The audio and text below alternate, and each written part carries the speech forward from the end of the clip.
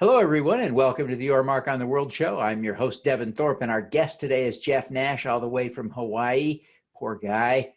He's the executive director of Habilitat, and he has a story, a personal story, a cause, a mission, a purpose. None of this will you even want to believe. He's just really an amazing guy, an amazing story, so stick around. Welcome to Your Mark on the World, bringing you another change maker with champion of social good, Devin D. Thorpe. This episode is made possible via the support of our sponsors, including Johnson & Johnson's Caring Crowd. Jeff, welcome to the show. Thank you. Thanks for having me. We're thrilled to have you and excited to talk to you about the amazing work you do there at Habilitat. But I want to start with your personal story. There at Habilitat, you help people with drug rehabilitation. In essence, you're helping people rebuild their lives. It's an incredibly difficult process. You've been the executive director for a while now, but your first connection to Habilitat was more than 20 years ago when you showed up, frankly, as a junkie looking for help. Tell us a little bit about your story and how you ended up at Habilitat and how it worked for you. Yes. So basically, I got involved with substances at a very young age, about the age of 12. And obviously my parents were very concerned. I was rebellious, kind of a lost child, if you will, not doing very well in school and very rebellious. And my family started looking for help for me. And by the time I was 16, I was basically a junkie. I was addicted to drugs, shooting up, different substances. And eventually I went through several other short-term programs and got very little, abstinence from that. I always went back to doing the same thing. And eventually they found this place called Habilitat. And they shipped me out here right after my 18th birthday. I wasn't very happy about it, but I did it. And I went through the program and learned a lot of things. I found out very quickly that Habilitat was not just an addiction treatment program. It was basically a life overhaul. It was a recovery community. So I went through the program and got some training in sales and culinary training. And I went back to my home state of Texas, which was a bad idea. And everything kind of unraveled again. And eventually I ended up in jail, getting arrested, multiple drug convictions, and on the streets. And I was in the streets for a couple of years, and life was pretty rough. And then at one point I was facing a lengthy stay in the prison system, and I reached out to Habilitat again, and I came back for a second time and spent about 2.5 years going through the program again. And then at that point, I kind of figured that if you can't beat them, you might as well join them. They had offered me an opportunity to be trained here, and basically 2.5 more years of training, and became a staff member, and have worked my way up the ladder from the bottom, and at this point all the way to the top. So I've been off of substances and living a great life for 21 years now. And it's all due to the things that I was taught, that I was taught. And, obviously it goes far beyond just the plain addiction treatment. It was a lifestyle overhaul for me. And I guess that's really what you offer everyone, right? It's not just about detoxing. It's not just about what happens in the first 30 days. It's remaking a human being into, something that more resembles their best good character, right? Indeed. It's our opinion that the idea that you can solve some of these addiction issues in 30 days is very short-sighted. The reality is, when you look at addiction as not the problem, but rather a symptom of a great many problems, it becomes very apparent that those great many other problems need to be addressed. And that's what we do at Habilitat. So basically our program is set up to where they're going to do about 6 months of intensive treatment, and then they're going to do about 18 months and sometimes even longer of continued treatment. But we lost. Keep going. I'm just Okay. turning off the video because our connection's not great. But let's keep going. So yeah, then they're going to do about. All right, so they're going to do about 18 months of intensive vocational training. We figured out, actually our founder, Vinny Marino, was kind of a visionary. He figured out a long time ago that just getting people to stop using drugs was never going to be enough. And ironically, the guy who started Habilitat was also an ex-drug addict from New York. And he realized a long time ago that the whole trend of, the 30-day treatments or whatever just wasn't going to be enough, to sustain long-time abstinence. So he set up a program basically where they get intensive treatment using evidence-based techniques. And the treatment phase is 6 months long, not 30 days like most of the treatment programs in America. It's a residential live-in experience, and it's based on merit. So if after they work all the different levels of the treatment program, they're placed into vocational training. And we offer quite a few different vocational training programs that serve two purposes. The first purpose is to provide them with a marketable skill that will equate to a living wage when they leave here. You're going to get people cleaned up. You got to also provide them with a way to make a living, an honorable way to make a living. And then the second reason is that the vocational programs help to fund their treatment program. So because of the model that this guy, Vinny Marino, set up, we're actually able to help people that in some cases wouldn't otherwise be able to afford it. So that's basically how the program works. Vinny was a pretty smart guy. He figured out how to get the thing up and running and passed it. He trained enough people and passed it down to where after he was gone, the company has continued to help thousands of people since. So that's basically how Habilitat works. We're really proud of our vocational programs. We have a construction vocational program that basically teaches people everything except electrical. So we teach people how to lay tile, how to do masonry work. We do remodeling in the community. We do both commercial and residential remodeling. We are the largest supplier of Christmas trees on the island of Oahu in Hawaii. We do Christmas tree sales, which is a big fundraiser. We do events. We have a catering company. We do all kinds of different things, but everything that we do is geared towards teaching people a marketable skill so that they can sustain themselves after the program. And, the fact that we deal with a lot of people that are involved in the criminal justice. So a lot of these people are coming out of jail, and some of them never even had a job. So we're taking people that otherwise would have been incarcerated for many, many years, and we're turning them around and putting them back into the community as contributing members of our society.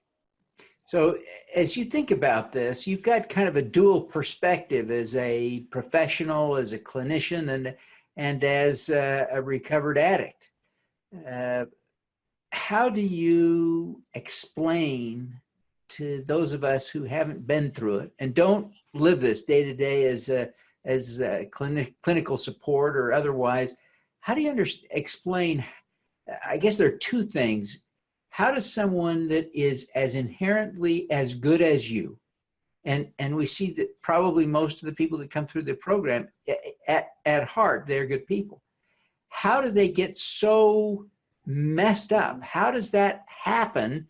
And then the next question is, why does it take so long to fix them? Help us understand that. I think most of us don't understand. And I think a lot of the people that work in the industry don't seem to appreciate it either. Sure. So that's a really good question. And it's got a long answer. So I'll try and kind of make it as simple as possible. The bottom line is, people seem to think, well, why can't they just quit using drugs? Well, what happens is people that become drug addicts learn the use of substance as a coping skill. And the vast majority of people that have become severely addicted to drugs and alcohol usually have some kind of childhood trauma, or at least some kind of adverse childhood experiences that were maybe never dealt with. We see a lot of our people, they come from broken homes, they come from abusive families, but that's not always the case. There's some people that come from really good families, and the parents maybe did everything possible. The reality is most people don't understand the process of addiction, especially people who've never dealt with it. What happens is the drug becomes a very powerful coping skill, and the reality is it does exactly what it's supposed to do every single time. It kills the pain. We often refer to addicts as escapeaholics. They're looking for a way to escape from the way that they feel. They're looking for a way to escape from the things that they can't control, the things that they don't understand. And the reality is the drugs or alcohol or whatever the substance is, it works 100% of the time. Unfortunately, it also comes with a lot of baggage. It creates health problems, it creates legal problems, it creates family problems. So understanding why it happens, there's not one answer that I can give, because it varies from person to person. But what we have seen is the common denominator is usually some kind of unresolved issues, lack of coping skills, lack of self-esteem. They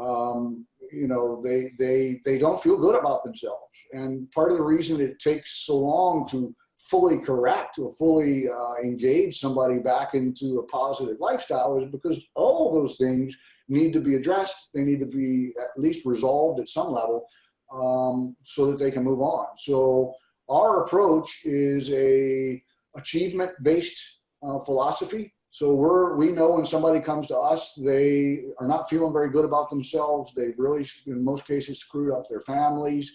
Maybe they've lost their children to the system.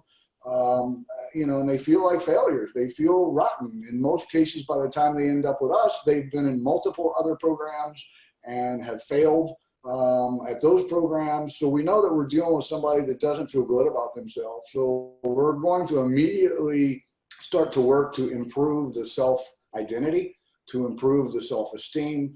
And we found that there's a definite connection between achievement and self-esteem. And that should go without saying. People that achieve great things, or even small things in some cases, feel better about themselves than people that constantly see themselves as failures. So we have a pretty elaborate system in place, and it's, to go into details about that would probably take too long, but it's an elaborate system that is put into place to raise up their self-image and their self-esteem, while at the same time teaching them alternate coping skills. So what happens is when somebody becomes abstinent from drugs, in my opinion, through all the years of doing this, that's not the hard part. The hard part's not getting them to abstain, because once they come into our program, there's no drugs here. There's no temptation of drugs while they're in the program. The abstinence comes easy. It's the coping with the past. It's the coping with if they have abuse. It's the coping with the failures and learning to live with that, learning new coping skills to take the place of the drug use. And of course, learning to set up a lifestyle that's based on achievements, based on goals, and a support group, and how to, in some cases, how to make things right with those that we wronged. And there's a whole lot to it. Sure. So, the notion that you can accomplish all this in 30 days is very short-sighted. Unfortunately, the way that our society has been set up is, everybody's looking for the quick fix, whether it be the McDonald's drive-through or the remote control for the TV. I was laughing the other day. I noticed I have 3 remote controls to turn on my television: one for the cable, one for the television, one for the sound. So everything in our society is geared towards quick and convenient. And the reality is that approach to fixing somebody's life when they're so messed up, when they're so lost in their life, is really very short-sighted. So, and I'm not saying that, I'm not trying to knock those kind of programs. There's certainly some people that get help that way. But I think we can all agree that we have a problem in this country, and we have a problem with people that have kind of lost hope and lost their way, and addiction is on the rise. And there's people dropping dead left and right, and whatever is going on now, the approach to solving the problem is very short-sighted. You can't solve a lifetime of problems in 30 days. It's just not possible. So our approach is, a comprehensive approach.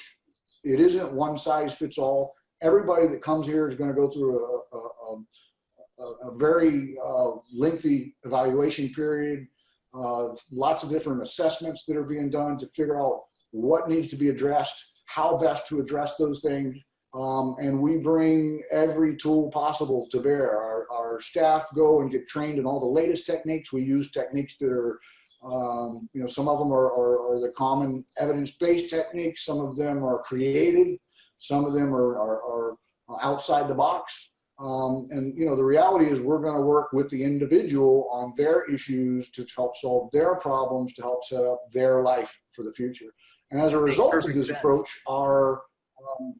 it really is a common sense approach. It's unfortunate because so many programs now are, their modality is based on insurance payments. So Sure. The insurance, if your funding is dependent on insurance, you're only going to get paid for 21 to 30 days of addiction treatment. And it's the whole industry kind of has moved in that direction simply because of funding restrictions or whatever. I've yet to talk to another counselor or program director that would disagree that longer treatment would be better. There's plenty of science that backs up the fact that the treatment episode, the length of treatment episode, is directly related to the long-term abstinence or whatever. Well, really, what we're doing, your career has really taken quite I'm sorry, say that again. Your career has really taken quite a path over the years, Jeff, as you've gone from teenage junkie to executive director of Habilitat. But what's the most important lesson you've learned along the way? The most important lesson that I've learned throughout all of this is gratitude. Gratitude has gotten me through some really rough times, and gratitude has gotten me past some very big obstacles. And it was ingrained in me here that in spite of whatever my history may be, I have an awful lot to be grateful for. There's a lot of people that I used to run around with that are not alive today, but I am. And I think the single most important thing that I've learned is that if I live in gratitude, I can't be upset. I can't be angry. I can't be bitter about any of the things that happened. I'm grateful for the experience. And the reality in my situation is the rocky history that I lived through actually prepared me and actually qualifies me to do what I do today. So that would be the most important thing. But I think there's one more thing that's really important that I learned that is worthy of explanation. There was a woman here, was our founder's wife, and her name was Vicky Marino. And I feel very blessed because she kind of took me under her wing, and she's the one that trained me to do the clinical stuff and really trained me how to run the organization. And she taught me a philosophy about giving until it hurts. And she always used to tell me, what do you give? And you give until it hurts. And I always asked her, well, what do you do after it hurts? And she said, well, you give some more. Inherently, addicts are very selfish and self-centered people. We look out for ourselves. We're concerned with our own feelings. We're concerned with our own future. And we, once we're involved heavily in the addiction, really we don't care about much else other than getting our next fix because we think our life depends on it. And the only solution to overcoming selfishness, self-centeredness, and self-serving is to become selfless. And let's face it, selfless people help other people. So I was taught that the way out of my dilemma was to learn to be a giver and to give and give and give. And I'm not talking about money. I'm talking about to be of service to my fellow human being. And that's kind of what we teach here. I try to be of service to my community. I'm of service to the other people who are employed here with me, certainly to all the people here at Habilitat that are going through their journey. And, we're trying to teach people to be of service to mankind wherever we can.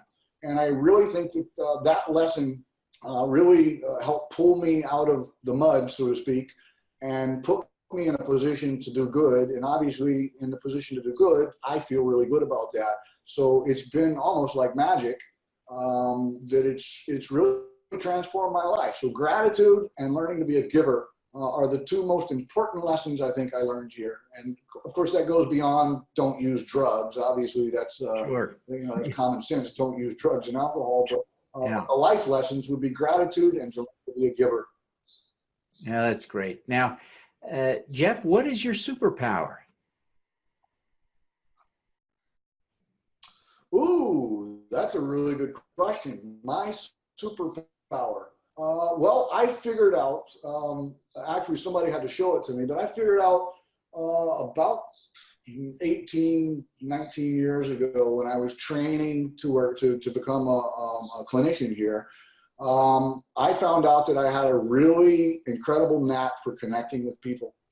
And especially other people who had been through some of the similar things that I've been through. So my superpower is that I can connect on a level with somebody who's struggling and give them hope, through spending some time with them and talking with them and sharing my experience. And I'm able to help give them hope. And I think in a world, especially with what's going on right now in our world or in our own country, I think everybody needs a little hope. So I'm very proud of the fact that I can connect with people and give them hope that there can be a better tomorrow. And that if I can do it, they can too.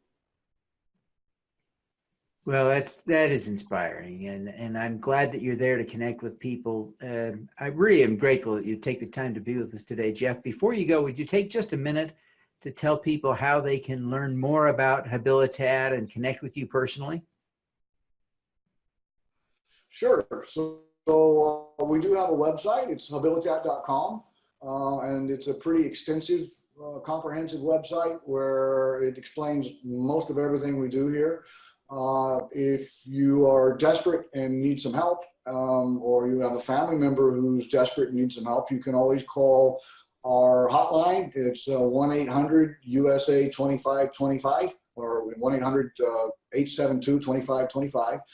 Somebody is answering that phone 24 hours a day. And certainly if you have questions, you can email us. All of our email addresses are on the website as well. That's great. Well, thank you very much, Jeff, for taking the time to be with us. We wish you every success in your work as Executive Director at Habilitat in helping to save lives and bring meaning and purpose back to the lives of so many individuals. We want to see you succeed. Well, thank you. I appreciate it. And I appreciate you taking the time to talk to me today, and I look forward to talking to you again sometime soon. All righty. Let's do some good. At Caring Crowd, we believe everyone has the power to make a difference. Through our crowdfunding platform for community health, we empower passionate people to drive real change. Whether you work for a nonprofit organization, volunteer, or want to get involved for the first time, you can post a campaign on Caring Crowd. Join us, because caring is where change begins. Thank you for listening. This podcast is available at youtube.com/Devin Thorpe. Subscribe to this podcast on Stitcher or iTunes by searching for Your Mark on the World. Every weekday, Devin hosts a CEO, celebrity, entrepreneur, or other changemaker here on the Your Mark on the World show to inspire and prepare you to make your mark. Devin is a champion of social good, writing about, advocating for, and advising people who are doing good. He is a Forbes contributor who is a recognized thought leader in social entrepreneurship, impact investing, and crowdfunding. To book Devin as a speaker, visit devinthorpe.com.